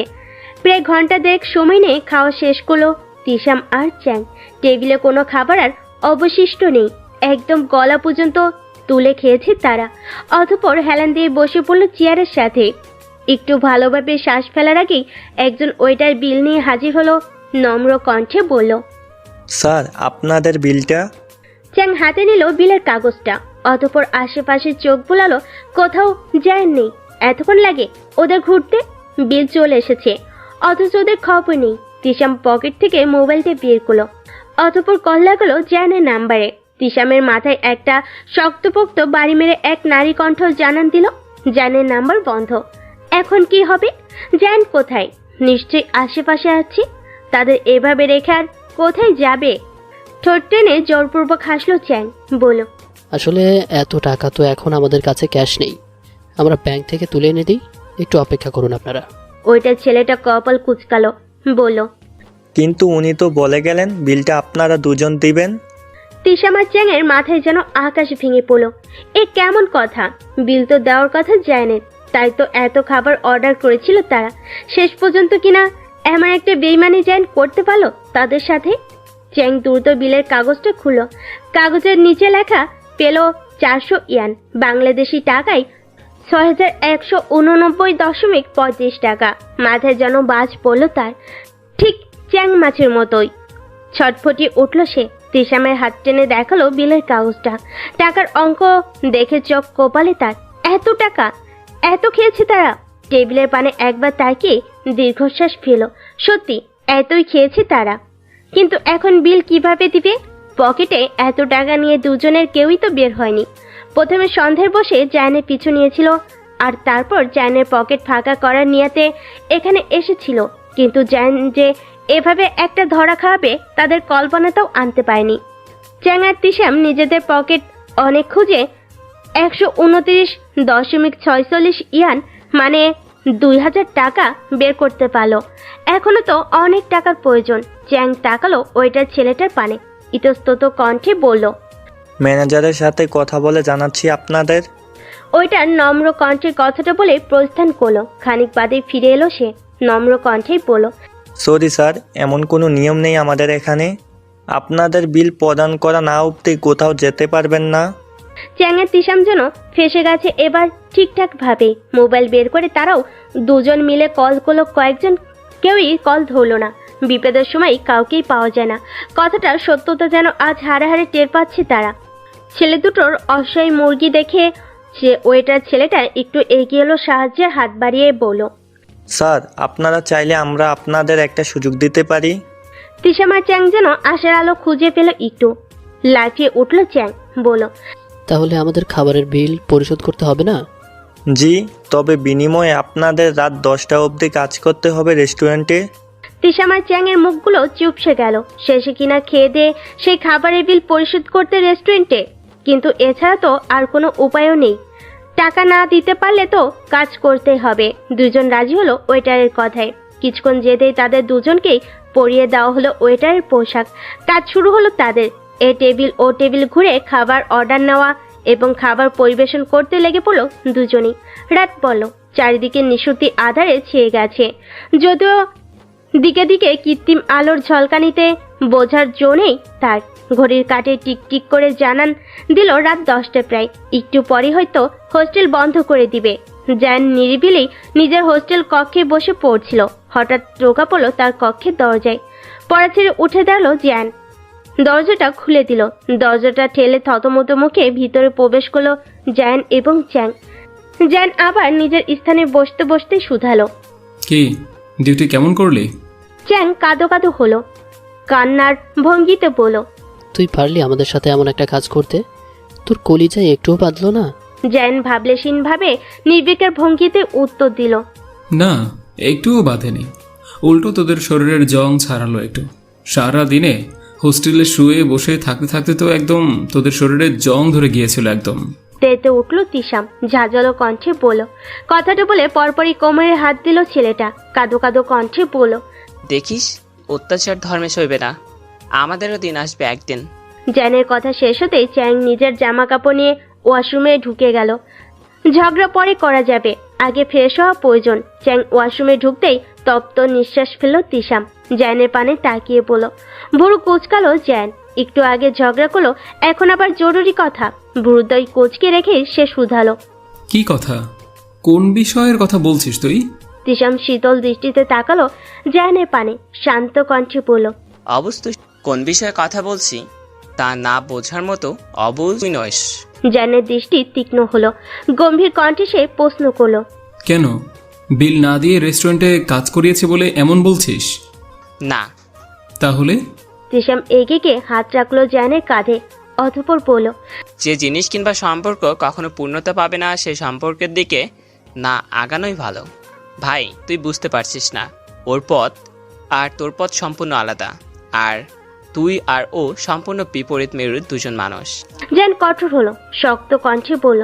সে আমি বুঝে নেব, ওর মেরু আর আমার মেরু মিলিয়ে নেব আমি। তিশামের কথাই কপালে ভাঁজ পড়ল জ্যানের। মেয়েটা মরতে মরতে বেঁচেছে মানে কি? আর মরতেই পা গিয়েছিল কেন? জ্যান কপালে ভাঁজ ফেলেই শুধালো। মরতে মরতে বেঁচেছে মানে? কি হয়েছিল ওর? আমি ঠিক জানি না সম্পূর্ণ ঘটনা, আর যতটুকু জানি তা বলতে ইচ্ছুক নয়। ব্যাপারটা একান্তই ওর ব্যক্তিগত। ও আমার বোন, বোনের ব্যক্তিগত ব্যাপার বন্ধুর সাথে নাড়াচাড়া করতে ইচ্ছুক নয় আমি শুধুমাত্র বলবো, তুই ওর পিছন ছেড়ে দে। চীনে অনেক মেয়েরা আছে, তাদের দিকে যা। জ্যানের প্রশ্ন ছিল অনেক অনেক কিছু জানতে চাইছিল সে, কিন্তু তার আগেই ওয়াশরুম থেকে বেরিয়ে এলো চ্যাং। কথা বন্ধ করলো তিশাম, নিজের জামা কাপড় নিয়ে ঢুকলো ওয়াশরুমে। সকালের আলো ফুটেছে, কলেজ খোলা আজ। যেন আর সকাল সকাল আজ আর কল করেনি পূর্বাশীকে। লাইব্রেরিতে কাজ আছে তার, কয়েকটা বই খুঁজতে হবে। পরিকল্পনা মাফিক ক্লাস শুরুর আগে জ্যান কলেজের লাইব্রেরিতে গেল বই খুঁজতে। বেশ বড় লাইব্রেরি তাদের কলেজে, অবশ্য শুধুমাত্র তাদের কলেজে বলতে ভুল হবে। চীনের স্কুল, কলেজ বা বিশ্ববিদ্যালয়ের প্রতিটি শিক্ষা প্রতিষ্ঠানেই এমন বড় বড় লাইব্রেরি দৃশ্যমান। ছাত্রছাত্রীদের প্রয়োজনীয় অধিকাংশ বই থাকে এই লাইব্রেরির তাক জুড়ে। তবুও 2-4টা বই যদি কিনতে যেতে হয়, তারও ব্যবস্থা থাকে প্রতিষ্ঠানের আশেপাশের লাইব্রেরিতেই। জ্যান লাইব্রেরির তাক ঘুরে ঘুরে বই নিল কিছু, অতঃপর একটা খালি টেবিল দেখে বসে পড়ল সেখানে। আশেপাশে অনেকেই রয়েছে, বিভিন্ন টেবিল জুড়ে তাদের বিচরণ, তবে নিস্তব্ধতায় ঘেরা চারিদিক। এখানকার লাইব্রেরিগুলোর নিয়ম অনুযায়ী লাইব্রেরিতে বসে হইচই তো দূরে থাক, জোরে কথা বলাও বারণ। অতি প্রয়োজনীয় কথা তাও বলতে হবে ফিসফিস করে। জ্যান বিভিন্ন বইয়ের ভাঁজে দেখতে পেল, হঠাৎ চোখ পড়ল দরজার দিকে পূর্বাশা আসছে। একটু নড়চড়ে বসলো জ্যান, টেবিলে ছড়ানো ছিটানো বইগুলো গুছিয়ে নিল ব্যস্ত হাতে। পাশের চেয়ারটাও ছেড়ে দিয়ে একটু সরে অন্য চেয়ারে বসলো। মেয়েটা হয়তো তার দিকেই আসবে, তার পাশেই বসবে। 2 দিনে তো মোটামুটি একটা ভালো সম্পর্ক তৈরি হয়েছে তাদের মধ্যে। পূর্বাশা যেতেও নিল সেদিকে, কিন্তু কোথা থেকে এক মেয়ে এসে দাঁড়ালো জ্যানের সম্মুখে। জ্যানের পাশের চেয়ারটা দেখে ধীর এবং লাজুক স্বরে শুধালো। আমি এখানে বসবো? পূর্বাশা ঘুরে গেল, বসলো গিয়ে অন্য টেবিলে। জ্যানের দৃষ্টি তীক্ষ্ণ হলো। এই মেয়েটার জন্য, সব এই মেয়েটার জন্য। এই মেয়েটার জন্যই পূর্বাশা এখানে আসতে গিয়েও অন্য টেবিলে বসলো। ইচ্ছে তো করছে একে এখন ধাক্কা মেরে লাইব্রেরির ফ্লোরে ফেলে দিতে। জ্যানকে চুপ করে থাকতে দেখে মেয়েটি আবার শুধালো। জ্যান কণ্ঠ খাদে নামালো, তবে কণ্ঠের রুক্ষতা বজায় রেখেই বলল, না। মেয়েটাও ভুরু কুচকালো, ভুরু কুচকে নিচু স্বরে বলল। জ্যান টেবিলের সব বইগুলো হাতে নিল, সেগুলো রাখলো পাশে খালি চেয়ারে, দাঁতের দাঁত চেপে বলল, এখন খালি নেই, অন্য টেবিলে যান। লজ্জে অপমানে থমথমে হলো মেয়েটার মুখখানা। ভিতরে ভিতর হয়তো ক্রোধিত হয়েছে, তবে তা প্রকাশ করতে পারল না লাইব্রেরিতে বসে। এখানে বসে চিৎকার চেঁচামেচি করলে হয়তো তার অপমানকে আরেক দফা বাড়িয়ে তাকে বের করে দেওয়া হবে লাইব্রেরি থেকেই। মেয়েটা থমথমে মুখশ্রী নিয়ে অন্য টেবিলে বসলো। জ্যান পকেট হাতে নিজের মোবাইলটা বের করলো, লক খুলে ব্যস্ত হাতে পূর্বাশাকে মেসেজ করলো। ভাইব্রেট চালু থাকায় কেঁপে কেঁপে উঠলো পূর্বাশার মোবাইলটা। নিজের ব্যাগ থেকে মোবাইলটা বের করে আনলো, স্ক্রিনে ভেসে উঠলো জ্যানের নামটা। পূর্বাশার চোখ তুলে একবার তাকালো জ্যানের পানে, অতঃপর মেসেজটা ওপেন করে দেখে ব্যস্ত হাতে সে লিখলো, এখানে বসেছি তো। মেসেজটা পাঠানোর প্রায় সাথে সাথেই ওদিক থেকে উত্তর এলো জানে। সে লিখল, হয় আপনি এখানে আসুন, নয়তো আপনার পাশের সিটটা খালি করুন, আমি আসছি। পূর্বাশা আশেপাশে তাকালো একবার। সেনজেই, সুজা কিংবা জেফি আজ কেউই আসেনি তার সাথে। অবশ্য আসেনি বলে ভুল হবে, সে বলে হয়তো আসতো, কিন্তু মেয়েগুলো ঘুমাচ্ছিল বিধায় সে আর ডাকেনি তাদের। একা একাই চলে এসেছে লাইব্রেরিতে। এমন অবস্থায় যদি পরিচিত কারোর সঙ্গ পাই তাহলে খারাপ হয় না একদম। পূর্বাশা নিজের বইগুলো নিয়ে উঠে দাঁড়ালো। গুটি গুটি পায়ে এগিয়ে গেল জায়ানের পানে। জায়ান পূর্বাশাকে আসতে দেখে চেয়ার থেকে বইগুলো সরিয়ে চেয়ারটা খালি করে দিল। পূর্বাশা গিয়ে বসলো সেই চেয়ারটাতে। জায়ানের ওষ্ঠে হাসি ফুটলো, তবে সেই হাসি দৃষ্টিগোচর হলো না কারোর। কেউ দেখার আগেই নিজের ঠোঁটের হাসিটুকু গিলে বরাবরের মতো গম্ভীর মুখ হয়েই বসে রইল সে। পূর্বাশা আর কিছু বলল না, জায়ানের পাশে বসেই মনোযোগী হলো বইয়ের ভাঁজে। তবে তাদের এইটুকু প্রেম জর্জরিত আনন্দে যেন নজর লাগলো কারোর। একটু আগে এই চেয়ারে বসতে চাওয়া মেয়েটার দৃষ্টি তীক্ষ্ণ হলো। জায়ানের পাশে চেয়ারটা দখল করতে না পেরে তার সম্মুখের টেবিলেই বসেছিল মেয়েটি। সেও তো গিয়েছিল ওই চেয়ারে বসতে, কিন্তু জায়ান এক প্রকার অপমান করেই তাকে ওখান থেকে তাড়িয়ে দিয়েছে। তাহলে কি এই মেয়েটার জন্যই তাড়িয়েছে তাকে? এই কৃষ্ণবর্ণের কুৎসিত ভিনদেশী মেয়েটার জন্য অপমানিত হতে হয়েছে তাকে? মনের ভিতরে চাপা ক্রোধ নিয়ন্ত্রণের বাইরে চলে এলো মেয়েটার। তীব্র ক্ষোভে জর্জরিত হয়ে পড়ল সে। ব্যাগ থেকে নিজের মোবাইলটা বের করে লুকিয়ে সকলের অগোচরের পাশাপাশি বসা জায়নার পূর্বাশার গোটা কয়েক ছবি তুলে নিল মেয়েটি। নিশুতি রাত, চারিদিকে আঁধারের ঘন ঘটা। সন্ধ্যা নাগাদ কলেজের মধ্যে জ্বলে ওঠা কৃত্রিম আলোগুলোর অনেকটাই নিভতে শুরু করেছে এখন। শিক্ষার্থীরাও তাদের বহিরাগত সকল কাজকর্মের পাট চুকিয়ে চলে এসেছে হোস্টেলে। হয়তো ইতিমধ্যে ঘুমিয়েও পড়েছে অনেকে। সবাই মোটামুটি হোস্টেলে ফিরেছে। জেফি বিছানায় শুয়ে সে উইচ্যাটে ঘুরছিল। হঠাৎ তার চোখ আটকে গেল একটা ছবিতে। লাফিয়ে উঠল সে, ডাকলো সেনজে, সুজা আর পূর্বাশাকে। তার শুয়েছিল কেবল। জেফি চিৎকারে হুড়মুড়িয়ে উঠে বসলো। জেফি তাদের তাড়া দিয়ে বলল, উইচ্যাটে ঢোক। সুজা এবং সেনজের সাথে সাথে পূর্বাশাও ঢুকলো উইচ্যাটে।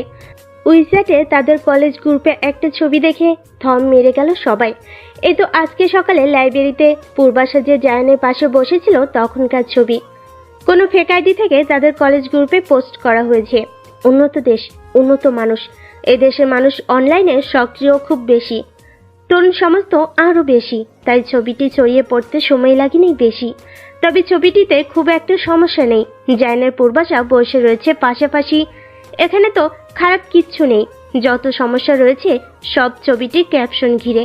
ছবিটির ক্যাপশনে খুব সুন্দর করে লিখে দেওয়া হয়েছে, ভিনদেশি কুৎসিত শিক্ষার্থীরা চীনে আসে এদেশীয় সুদর্শন যুবকদের কাবু করে এদেশে স্থায়ী খুঁটি করতে।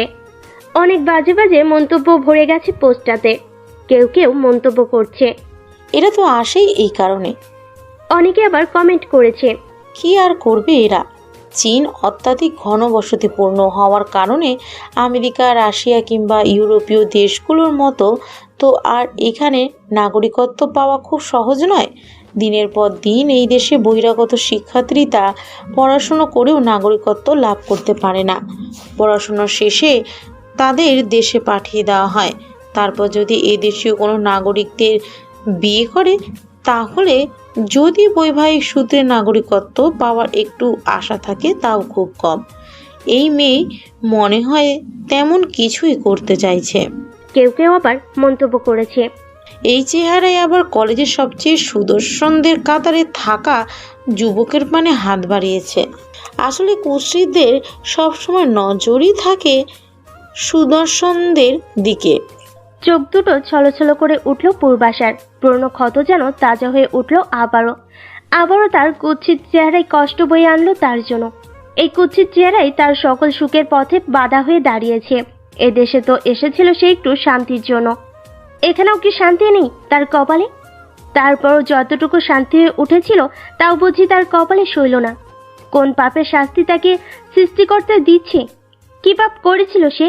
সে তো জায়ানের কাছে যায়নি, এসেছিল তার কাছে তাদের দা কুমড়ার সম্পর্কটা একটু ভালোর দিকে নিয়ে যেতে। এখানেও তার কপালে দুঃখ বয়ে আনলো। তার দোষী সাব্যস্ত করা হলো শুধুমাত্র তাকে। পূর্বাশার গাল পেয়ে টুপ করে এক ফোঁটা ননজল গড়িয়ে পড়ল। তার সাথেই কেন এমন হয় সব সময়। জেফি, সেনজাই আর সুজা হয়তো বুঝলো মেয়েটার মনের অবস্থা। তারা এসে দাঁড়ালো পূর্বাশার পাশে। সেনজাই পূর্বাশার কাঁধে হাত রেখে বলল, তুমি একদম মন খারাপ করো না, আমরা তোমার পাশে আছি। সুজাও সায় জানালো সেনজাইয়ের কথাই বলো, এই কাজ যে করেছি অবশ্যই খুঁজে বের করব আমরা। জেফি দাঁত দিয়ে নখ কামড়াচ্ছে।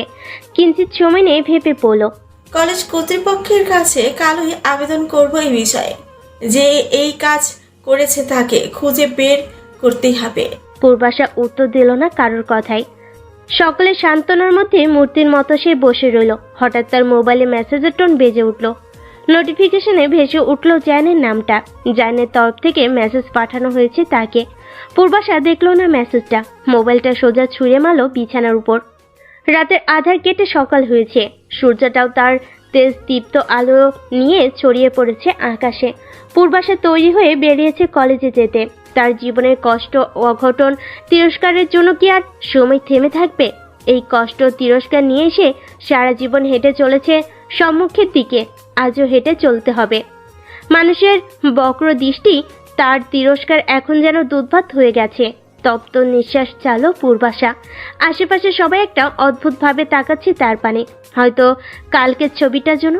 ভালো কিছু তার ভাগ্যে জুটলো না। সর্বদা সবকিছুর জন্য একমাত্র সেই দোষী সাব্যস্ত হলো আর তিরস্কারের পাত্রী হলো। মাথা নুয়ে মাটির দিকে দৃষ্টি নিবদ্ধ করলো পূর্বাশা। লম্বা লম্বা পা ফেলে চলে এলো ক্লাসরুমে। যত সে পালাতে চাক না কেন, তাই বলে কি তার ভাগ্যের নির্ধারিত, তার জন্য আয়োজিত তিরস্কার কম পড়বে? মোটেই না। ক্লাসরুমের দরজা থেকে ঢুকতে যেন তিরস্কারের বন্যা নেমে এলো তার পানে। ওই যে এখানে আসার পর প্রথম দিক থেকে যে মেয়েগুলো তাকে নিয়ে হাসাহাসি করত, তারা যেন এবার হাসাহাসির চূড়ান্ত পর্যায়ে চলে গিয়েছে। এমনিতেও পূর্বাশাকে হেই প্রতিপন্ন করতে ছাড়তো না তারা। এখন আরো পেয়েছে সুযোগ। তাদের মধ্যে থেকেই একজন মেয়ে বলে উঠল, নিজের চেহারা আয়নায় দেখেছিস কখনো? এই চেহারায় কিনা আবার কলেজে সবচেয়ে সুদর্শনদের কাতারে পড়া যুবকের পানের দিকে হাত বাড়াস? অন্য একজন বেশ তাচ্ছিল স্বরে বলল, এসেছেই তো সেই জন্য, পড়াশুনো কম, এদেশে খুঁটি কাটা বেশি জরুরি। বলেই হো হো করে হেসে উঠল মেয়েগুলো। হাসতে হাসতেই আরেকজন বলল, নিশ্চয়ই জায়ান ভাই পাত্তা দেয় না তোকে। দিবেই বা কেন? একজন নিগ্রোকে কি আর অত সুন্দর পুরুষ পাত্তা দেয়? জায়ান ভাইয়ের পিছনে ঘুরে লাভে লাভ তো কিছুই হলো না, শুধু শুধু মান নষ্ট করলি। মুখ বাঁকালো আরেকটা মেয়ে। ভেঙচি কেটে বলল, কিসের মান সম্মান? নিগ্রোদের আবার মান সম্মান আছে নাকি? কথাটা শেষ না হতেই ফুঁসে উঠল সেনজে, সুজা আর জেফি। এতক্ষণ চুপচাপ শুনছিল তারা সবটা। এবার আর চুপ থাকতে পারলো না। মুখ খুলল সুজা। ঝাঁঝালো কণ্ঠে বলল, পূর্বাশা নিগ্রো নয়, আর যদি নিগ্রো হয়েও থাকে তাহলে তোদের কাছে আমার প্রশ্ন রইল, নিগ্রোরা কি মানুষ নয়? এই পৃথিবী কি শুধুমাত্র শাসকদের জন্যই তৈরি হয়েছে? সুজা হয়তো বলতে চাইছিল আরো কিছু, কিন্তু সে সুযোগ আর হয়ে উঠল না। শ্রেণী কক্ষে প্রফেসর প্রবেশ করতেই দমে গেল সবাই। সকল ঝগড়ার বিপদের অবসান ঘটিয়ে যে যার আসনে গেল। শুরু হলো ক্লাস। ক্লাসের এক ফাঁকে পূর্বাশা লক্ষ্য করলো জায়ন আবার মেসেজ পাঠিয়েছে তাকে। সে লিখেছে, ক্লাস শেষে দেখা করি। পূর্বাশা উত্তর দিল না কোনো। এই পুরুষের সাথে আর কোনো কথা না বলাই শ্রেয়। সুদর্শনদের সাথে যে কুৎসিতদের মিশতে নেই। আর ওই লোকটার জন্যই তো আজ এমন একটা পরিস্থিতির শিকার হতে হলো তাকে। সে যদি জানে থেকে দূরত্ব বজায় রেখে চলতো, তাহলে হয়তো মানুষের কাছে আজ এতটাও তিরস্কার হতে হতো না তাকে। তাছাড়া এই মুহূর্তে জানের সাথে তাকে কেউ দেখলে বিষয়টা হয়তো আরো খারাপের দিকে যাবে। সকালে ধরে নেবে তাদের ধারণাটাই সঠিক। ক্লাস শেষে বেরোলো পূর্বাশা। জান দাঁড়িয়েছে তার ক্লাসের সম্মুখে। মেয়েটা দেখেও যেন না দেখার ভান করলো তাকে। জানের পাশ কাটিয়ে সম্মুখের দিকে চলে গেল সে। জান পিছু ডাকলো পূর্বাশার। মেয়েটা সাড়া দিল না কোনো। এক প্রকার দৌড়ে চলে গেল সে। বোর কুচকালো জান। এর আবার কি হলো? তাকে কি এড়িয়ে গেল মেয়েটা? কিন্তু কেন? কি করেছে সে? ঘড়ি কাটা টিকটিক করে এগিয়ে চলেছে নিজের গতিতে। এই মুহূর্তে জানান দিচ্ছে রাত 10টা। জান লাগাতার কল করে যাচ্ছে পূর্বাশাকে, কিন্তু নাম্বারটা বন্ধ বলছে। ইতিমধ্যে সে জেনে গেছে সবটা। অনলাইনের দুনিয়ায় ততটা সক্রিয় না থাকার কারণে সবটা জানতে একটু বেশি সময় লেগেছে। কিন্তু জানার পর থেকে মেয়েটাকে কল করেছে, SMS করেছে। প্রথমে নাম্বারটা খোলা থাকলেও একটা কলও ধরেনি বা একটা SMS-এরও রিপ্লাই করেনি মেয়েটা। ওই কেমন কথা? ওইটুকু একটা ছোট বিষয়ের জন্য মেয়েটা এমন করছে, তার থেকে মেয়েটা তার সমস্যা নিয়ে আসতো তার কাছে, দুজন মিলে কথা বলে একটা সমাধানে আসতো। তা না, তাকে এড়িয়ে যাচ্ছে, কল ধরছে না, SMS এর উত্তর দিচ্ছে না। এদিকে যায় তার এই অবহেলায় জায়ানের হৃদয় অস্থির হয়ে উঠছে ক্ষণে ক্ষণে, কষ্ট হচ্ছে ভীষণ। অন্যদের করা কার্যের জন্য মেয়েটা তাকে কেন এভাবে শাস্তি দিচ্ছে? আচ্ছা, এই ছোট একটা কারণে মেয়েটা হারিয়ে যাবে না তো তার থেকে? কলিজাটা ধক করে উঠল জানে। না না, কাল সকালে এর কোনো একটা বিহিত করতেই হবে। আর উইসাটে এমন একটা পোস্ট কে করেছে তাও খুঁজে বের করতে হবে অবশ্যই। চারিদিকে তীব্র আলোর ঝলকানি, ব্যস্ত শহরটা ব্যস্ত হয়ে উঠেছে বেশ। চারিদিক থেকে যানবাহনের প্যা প্যা ধ্বনি শোনা যাচ্ছে। প্রতিদিনের মতোই পূর্বাসে তৈরি হয়ে কলেজের উদ্দেশ্যে বেরিয়েছে, সাথে আছে সেনজে, জেফি আর সুজা। তবে আজ আর তিরস্কার শুনতে হেঁটে হেঁটে কলেজ অবধি যেতে হয়নি। মেয়েগুলো নিজেরাই হেঁটে এসেছে পূর্বাসার দিকে। হয়তো তারাও ক্লাসে যাচ্ছে। পূর্বাসাকে দেখেই থমকে দাঁড়ালো তারা। একজন বলল, কি জান ভাইয়ের পাত্তা না পেয়ে এখন আবার নতুন পাখি খুঁজছিস নাকি? এছাড়া এর আর কাজ কি? যেমন চেহারা তেমন তার চরিত্র, দুটোই একদম কালোতে পরিপূর্ণ। কথাগুলো বলেই হো হো করে হেসে উঠল মেয়েগুলো। পূর্বাশা আর চুপ থাকতে পারল না। কাল থেকে তো কম শুনল না সে। যে যেখান থেকে পেরেছে তার চরিত্রের দিকে আঙ্গুল তুলে যাচ্ছে সমানতালে। তার কষ্ট হয় না বুঝি? নাকি সে মানুষ নয়? হয়তো তাকে মানুষ বলে গণ্য করে না, তাই তো এত কথা এত সহজে তাকে নিয়ে বলতে পারছে। পূর্বাশা এবার নিজের সপক্ষে প্রতিবাদ করলো, বলল, কারো চরিত্র নিয়ে কথা বলার আগে নিজের চরিত্রের দিকে তাকিয়ে দেখুন আপনি ঠিক কতটা ভালো। কারণ ভালো মানসিকতার কিংবা ভালো চরিত্রের মানুষ কখনো অন্যের তিরস্কার করে খুব সহজ অন্যের চরিত্র নিয়ে কথা বলতে পারে না। পূর্বাশার কথায় যেন খেপে গেল তার সম্মুখে উপস্থিত মেয়েগুলো। তাদের মধ্যে থেকে একটা মেয়ে আবার বেশ ঝাঁঝালো কণ্ঠে প্রত্যুত্তর করলো, তোর এত বড় সাহস আমাদের সাথে তো চরিত্র মেলাতে এসেছিস? আমরা তোর মতো কালি ড্রামও নয়, আর আমাদের চরিত্রও কালো নয়। পূর্বাশা তো মেয়েটার ছোড়া এই তিক্ত বাক্যের জবাব দিতে চেয়েছিল, কিন্তু কষ্ট করে আর তাকে উত্তর দিতে হয়নি। পূর্বাশার হয়ে এই উত্তর দিল সেনজে। কিছুটা তীক্ষ্ণ কণ্ঠে সে বলল, চামড়া সাদা হলেই তার হৃদয় সাদা হয় নাকি? এই যেমন ধরো তোদের দেখেই তো আমার মনে হচ্ছে তোদের চামড়া ঠিক যতটা শুভ্র, হৃদয়টা তার থেকে অধিক কালো আধারে ঢাকা। কি বললি তুই? আমাদের হৃদয় কালো আধারে ঢাকা?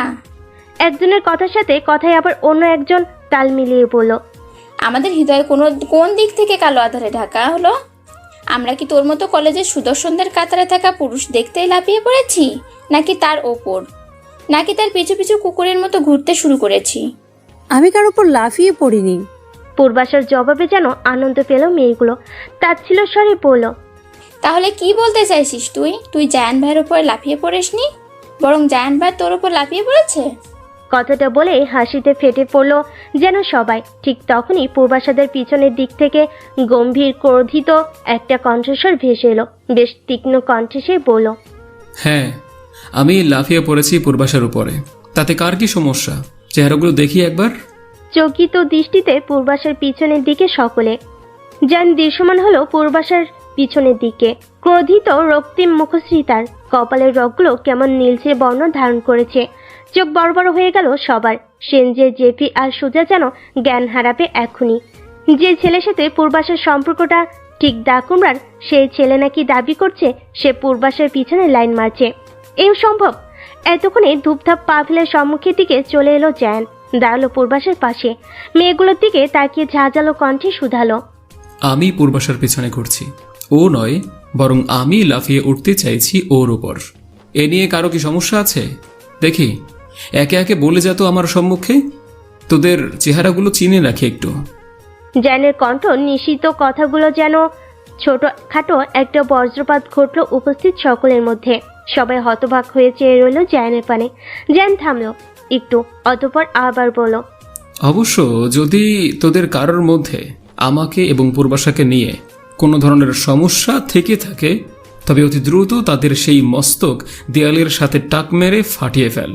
কারণ যে মস্তিষ্কে অন্য কাউকে নিয়ে কুচিন্তা, অন্য কারো খারাপ সাধনে নিয়োজিত, সে মস্তিষ্ক থাকার চেয়ে না থাকা অধিক শ্রেয়। মেয়েগুলো আমতা আমতা শুরু করলো। তবে জায়ানের কথার প্রত্যুত্তর করার মতো কোনো কথাই খুঁজে পেল না কেউ। কি উত্তর দিতে তারা? এতক্ষণ পূর্বাশাকে দুর্বল ভীত পেয়ে যে যেখান থেকে পেরেছে বলে গেছে, কিন্তু জান তো দুর্বল নয়। তাকে কি কিছু বলা খুব সহজ? সমাজ দুর্বলদের দুর্বলতায় আঘাত করতে সফল, তবে সবলদের আঘাত করতে ভীত। দুর্বলদের যে যেখান থেকে পেরে হেই করে তিরস্কার করে, আর সবলরা শত অন্যায় করার পরও তাদের পানে দৃষ্টিপাতের সাহস থাকে না কারোর। পূর্বাশার অবস্থা হয়েছে তাই। মেয়েগুলো কাচমচু হলো, পিছনে ঘুরে চলে যেতে উদ্যত হলো সকলে। জান পিছু ডাকলো তাদের, বেশ কড়া কণ্ঠে বলল, তোদের দলনেত্রী যে আমার আর পূর্বাশাকে নিয়ে ছবিটা উইচ্যাটে পোস্ট করেছিল, তাকে বলে দিস সাহস থাকলে আমি মাত্র যে কথাগুলো বলেছি এই প্রতিটি কথা হুবহু পোস্ট করে দিতে। নয়তো তাকে খুঁজে বের করে তাকে তিরস্কার করে যদি আমি লিখতে বসি না, তবে তা কিন্তু শুধুমাত্র 2-4 লাইনে সীমাবদ্ধ হবে না, গোটা একটা রচনা ছড়িয়ে পড়বে চীনের এলাকায় এলাকায়। জানের সম্মুখে আর কেউ দাঁড়ালো না। দ্রুত প্রস্থান করলো মেয়েগুলো। সবাই চলে যেতেই পূর্বাশা তাকালো জানের পানে, অতঃপর বলল, আমাকে অপমানের হাত থেকে বাঁচানোর জন্য আপনি অন্য অনেক পন্থা অবলম্বন করতে পারতেন, এত বড় মিথ্যের কোনো প্রয়োজন ছিল না। জান শীতল দৃষ্টিতে তাকালো পূর্বাশার পানে, ঠান্ডা কণ্ঠে জবাব দিল, আমি কোনো মিথ্যা বলিনি। কপালে ভাঁজ পড়ল পূর্বাশার। অজানা আশঙ্কায় হৃদয় জর্জরিত হলো পূর্বাশার। পূর্ণ অতীতটা মাথা চাড়াতে উঠছে মস্তিষ্কে। না না, এ হতে পারে না। সে হয়তো একটু বেশি ভাবছে। কোথায় জ্যান আর কোথায় সে? জ্যান হয়তো মজা করেই বলেছে। তবুও হৃদয়ে ওঠা আশঙ্কার ঝড় থামাতে ব্যর্থ হলো মেয়েটা, আর একটু নিশ্চিত হতে প্রশ্ন করলো, মানে আপনি ঠিক কি বলতে চাইছেন? এতক্ষণ যা যা বলছে সেগুলো আমাকে অপমানের হাত থেকে বাঁচানোর জন্য ছিল না? না, আমি কখনো মিথ্যা বলি না, একবারও বলিনি। আমি এতক্ষণ যে কয়টা শব্দ বা বাক্য কণ্ঠ থেকে বের করেছি প্রতিটাই সত্য। আমি সত্যিই আপনাকে ভালোবাসি পূর্বাশা। জ্যানের সোজাসাপটা স্বীকারোক্তি, তবে এই সোজাসাপটা বাক্যগুলো যেন বিষাক্ত তীর ছুঁল পূর্ব বাংলার হৃদয়ে। বড়ই আশ্চর্যের বিষয়, ভালোবাসার কথা কি কখনো কারো হৃদয়ে বিষাক্ত তীর ছুটতে পারে নাকি? হৃদয়ে বিষাক্ত তীর ছড়ে তো তিক্ত কথা, প্রতারণা, তিরস্কার। কিন্তু পূর্বাশার কাছে যে এই ভালোবাসা নামক শব্দটা এই সমাজের তিক্ত তিরস্কারমূলক কথার চেয়েও বিষাক্ত। এই শব্দটাকে স্মরণ করিয়ে দেয় তার জীবনে ঘটে যাওয়া এক কালো অতীত নক্ষত্র। হ্যাঁ, নক্ষত্র। হয়তো সেই পুরুষকেই এখন অনেকটাই ভুলতে বসেছে। মনের কোণে তার প্রতি ঘৃণার তীব্রতাও বেড়েছে। সেই প্রথম দিন যখন নক্ষত্র ছেড়ে গিয়েছিল তাকে, তখনও সে পারেনি ওই পুরুষকে ঘৃণা করতে, বরং ঘৃণা করেছিল নিজেকে, নিজের চেহারাকে। তাই তো আত্মহত্যার মতো এক ভয়ঙ্কর সিদ্ধান্ত নিতে পেরেছিল সে।